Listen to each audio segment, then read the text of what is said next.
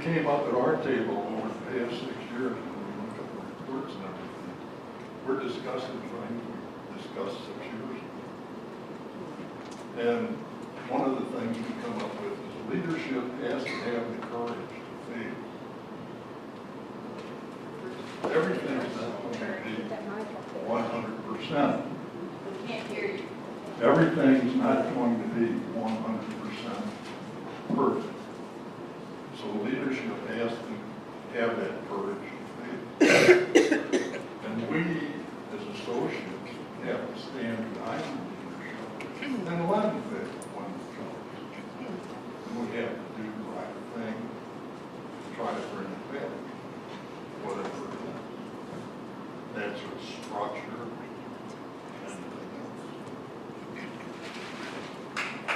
One of the other things that came about was a feeling of unity is tangible among the sisters and associates.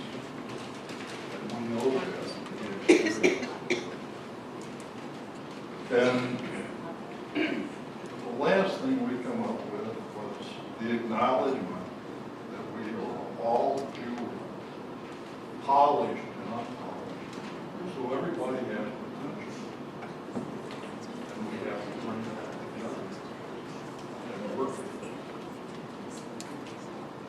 But to do that, we have to have an understanding amongst ourselves that we are all together, we're all in community. Thank you.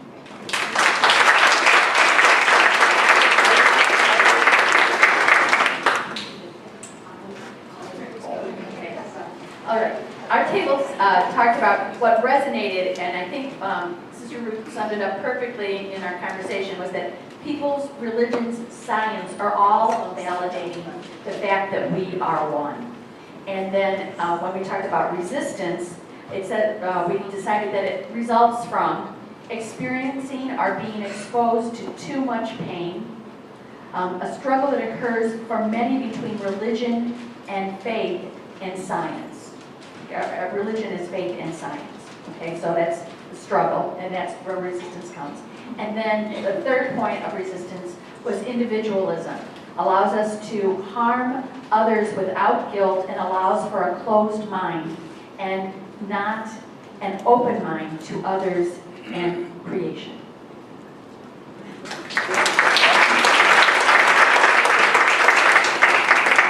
Our group talked about there's a refusal to accept change, which is fruitful for the future, that we must trust each other. It's kind of a leap of faith, a leap of trust that we need to take, that no one individual, religion, whatever it may be, has the whole understanding, that the dream is bigger than one individual's vision, and we need to share our visions with each other, and that we need a new structure or roadmap for our shared vision.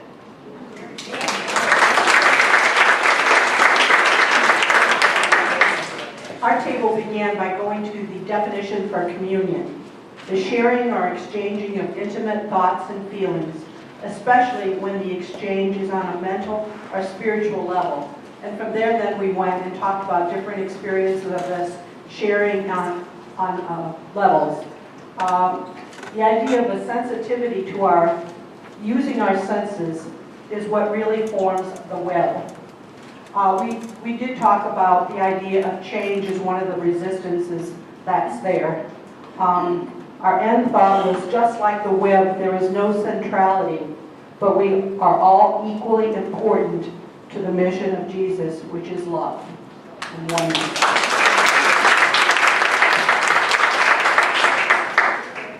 I would have liked to practice before we did this. I'll mention that. Our table, we did not have we had support of the video, but we had a little bit of differences. We talked about how maybe a fear of if we let science lead us to our faith, then when it fails, does our faith fail?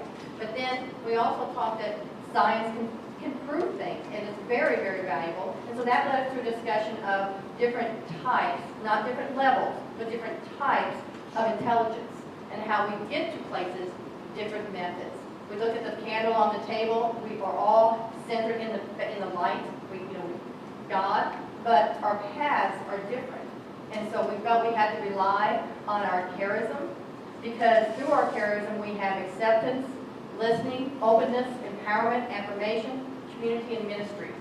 But some of the things that prevent us from living out that charism would be maybe the fear of the unknown, differences among us, communication blocks, and then cultural differences. So again, we have to rely on our charisms for our faith, to live our faith.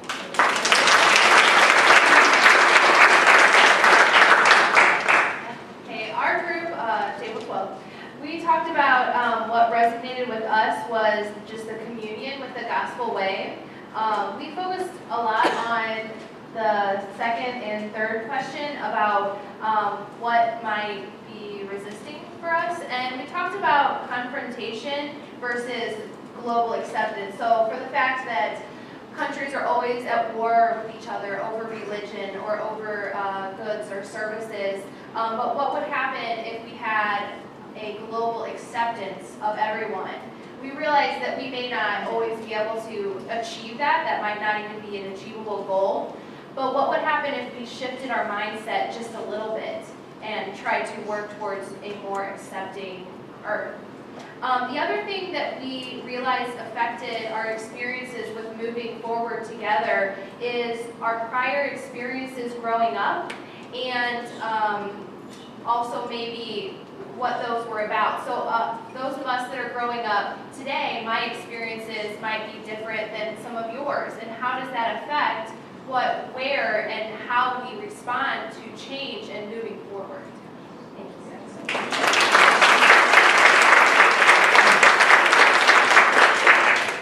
Well, our group actually talks about a lot of different topics related to what's going on in the world right now. The storms, the amount of criminal things that are going on, and the lack of connectedness because of that. And then that got us into how the sisters and the associates can be more connected. And the word community kept coming up in our group. And we were saying that it's the community, the sisters that live together day in, day out, that makes them connected, that brings them unity. But the disconnect is because it's the associates who can't always do that. We're busy, we have our jobs, we're not living together. So we were talking about how could we have that at some point in time, because we see that there's getting to be less and less sisters. So how can the associates carry on that, continue that kind of community? We ended actually with a question. Interconnectedness, is it the same as unity? Because we can be connected, but are we unified? So it's just a question that we had asked at our table. So a lot of what we spoke about really dealt with world issues and how it relates to us even as a small group here as well.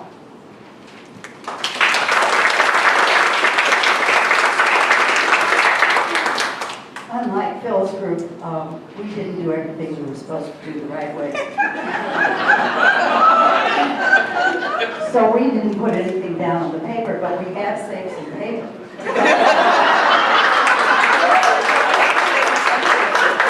So this is just sort of what we could remember. We just passed this around the table of what we talked about, because we sort of jumped from one thing to another.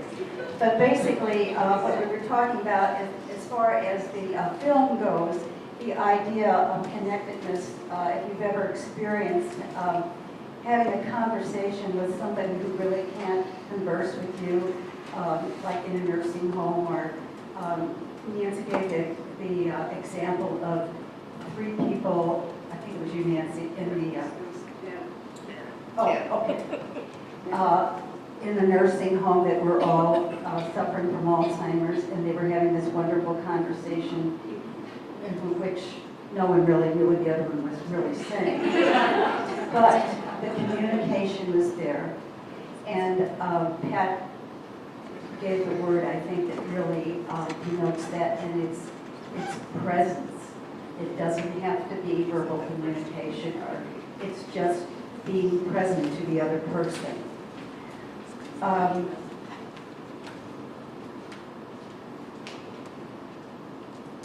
can't read my writing on this. Okay, we talked about the fact that we kind of live in a society where everything is dualistic, where it's either one thing or the other, or a person on one side versus a person on the other side. And that's the way we handle things mostly in, I would say, in Western society in general. And the fact that relationships need to be more Trinitarian, where the relationship flows from one to the next person, and sort of what Richard Rohr calls the divine dance, rather than us versus them. That we were talking about sisters and associates, and about the difference between taking a vow and making a commitment.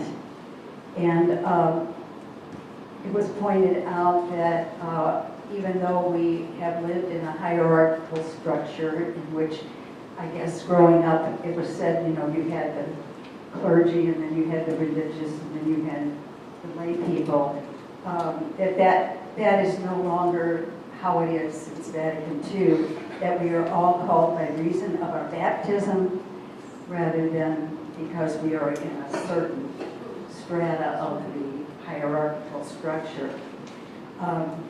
That the important thing is spreading the charism, however we do it, and that it's more important to be than to do. And who we are as a community. It's the community that defines us, and not necessarily our particular roles. And our culture seems to be individualistic, but we as a community survive as a community and not as individuals. Anything else I left out of? Thank you.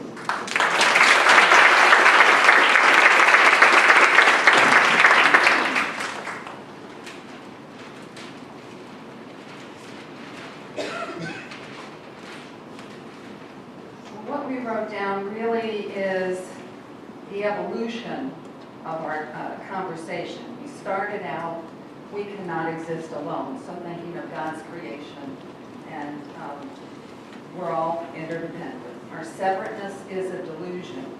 And that kind of went back, we talked about, I think it was Albert Einstein, where he said it's a delusion, and we started out saying our differences are a delusion. And we had a lot of discussion about that, and we ended up with our separateness is a delusion, but our diversity is a reality to respect. And that really putting that all together we are more. That really is a very telling, working slogan that we have. And then moving into an urgency. If all of that is true, then there's an urgency for transformation, both personal, individual, and collective, what we're doing this weekend. We need to learn to live into the mystery, that if mystery is at the core of creation, of communications, of interpersonal relationships, then we need to learn to live into that. And how do we harness the energy of this weekend? The difference, and we were talking a little bit about the difference between being and doing. So how do we harness the energy of what we are among us here to what we're going to do?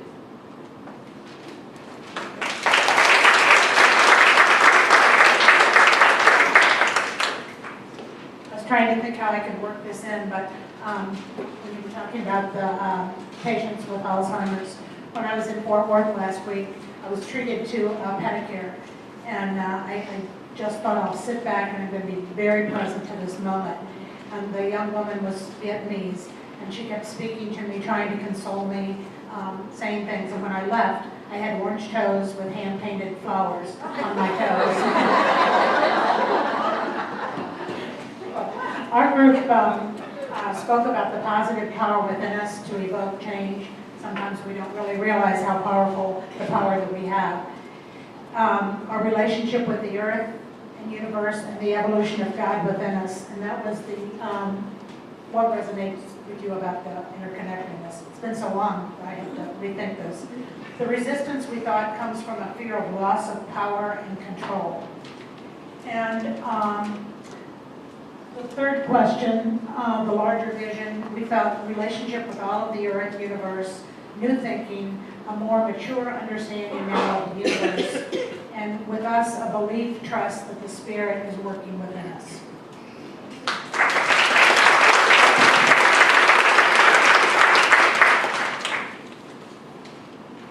My group didn't know we were supposed to answer any questions, so.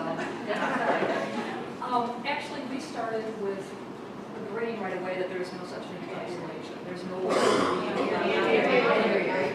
be. We started by agreeing that there is no way to be isolated in this world, that we're all interconnected, not with just with one another, but with all of the creation, all of the world. So knowing that, we then also thought about what we needed to do in regard to that. When we breathe in God, God becomes a part of the microsystem that is our body. And so when we breathe out God, we should be breathing out really good things. We should be intentionally projecting forward goodness into the world and bring that out in the world, because whatever you project is what you make happen in your world and in the world of people around you. The other thing that we realized is that takes attention and mindfulness. So how do we stay attentive and how do we stay mindful? And one of the things that we thought about was that we have to live in the now, that we are people of our times at this time in the world. And if we're thinking too much about the future, we're not living for the now. And then sometimes the now gets away from you, and then what? The other big thing that we talked about was that we have to embrace total mystery. So we know what we know, some of the time, most of the time maybe. But think about what we don't know. And think about how many times we don't even know that we don't know. So, we need to be able to say to ourselves, we don't have to know everything, but we have to be willing to be open to learning more and to embracing more. And then we talked a lot about the web of life. Very interesting discussion about wild tobacco.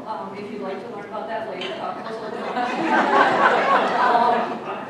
But basically, it's not just us who talk to each other. The whole world is in communion with each other and talks to one another. And so we need to be mindful of that and be respectful of that. And that also remembering then that relationships evolve. What we are today, the young lady, what we are today is not what the young people a generation from us are going to be, because the world will have changed and their lives will be so different. They will be, everything will be different. So we have to be open to change. If we don't change, just think of the donut.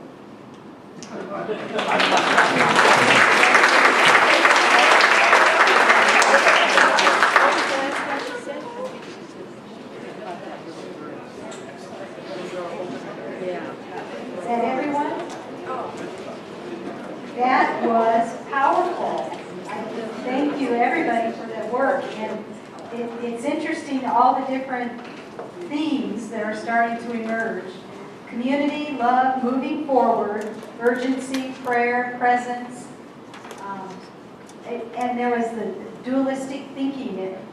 I just read this week. It was interesting because when the person was sharing that, I just read this week in a book by David White on something aroused, the soul aroused. It's about finding your soul at work, where he was quoting some other writers and poets about the observation that if we truly knew how alone we were, we'd be terrified. And if we truly knew how connected we were, we'd be rejoicing. And that's the dualistic piece, that it's both and that came out in a lot of the sharing. There's definite themes already emerging, and I'm just ecstatic with it. Sean, do you want to? I always do want to say something. I knew you did. I knew it. I didn't let her. This is just a comment because we can't go downstairs before 12 o'clock.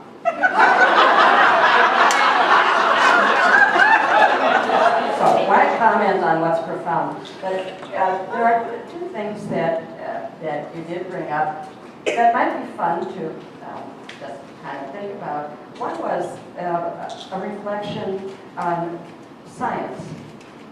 Does it perhaps dissolve faith, or does it make faith stronger? And let me just pick up one thing. Jesus Christ is healer. Gospel stories. Jesus touched people, they were healed, etc. And connecting that to the first video, the studies have been done, and the most recent one I'm aware of was published 2 weeks ago by two medical folks who Taggart. And here's what the results of their study was. There were 28 patients in California, same T-cell count, similar progression of disease, similar body types, similar ages.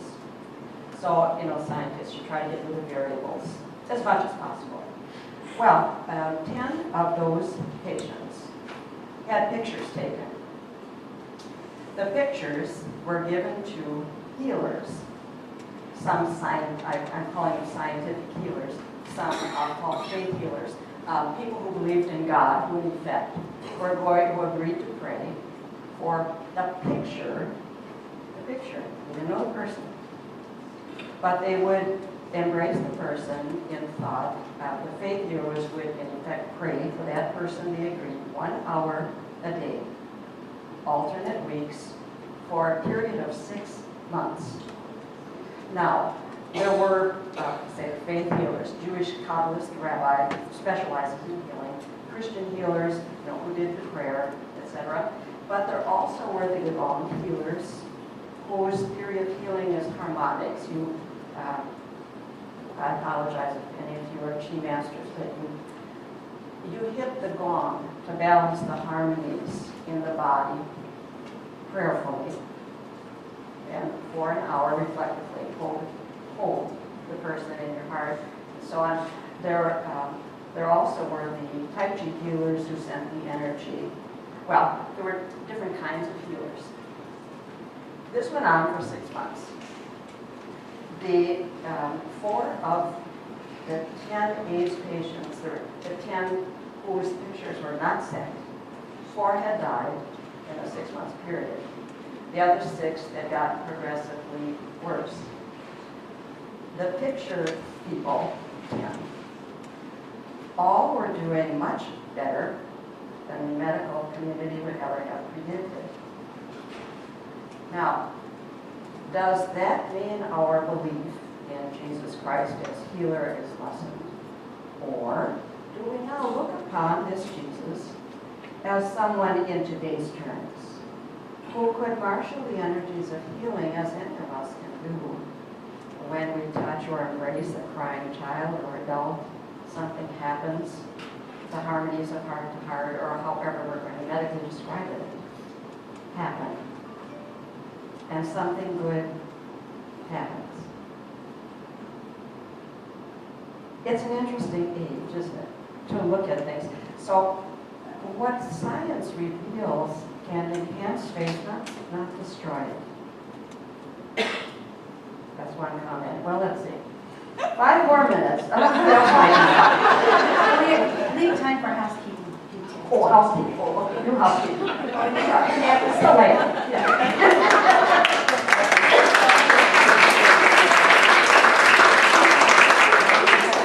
Just, if everyone that has a paper, if you could bring it up here, because we really want to pull together some summaries and have them so we can build on everything that we're doing.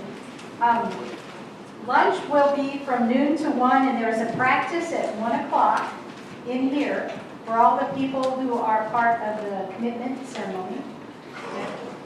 Initial and mentors for official commitment and then for ongoing. Initial commitment, the people making the commitment and their mentors, and also for ongoing. So you'll have practice in here at 1 o'clock, and we will resume at 1:30. 1:30 in here for the whole group, and we will be finished by 4:30, so that you'll have time between before Mass. And something to keep in mind as you're downstairs eating lunch and talking to one another.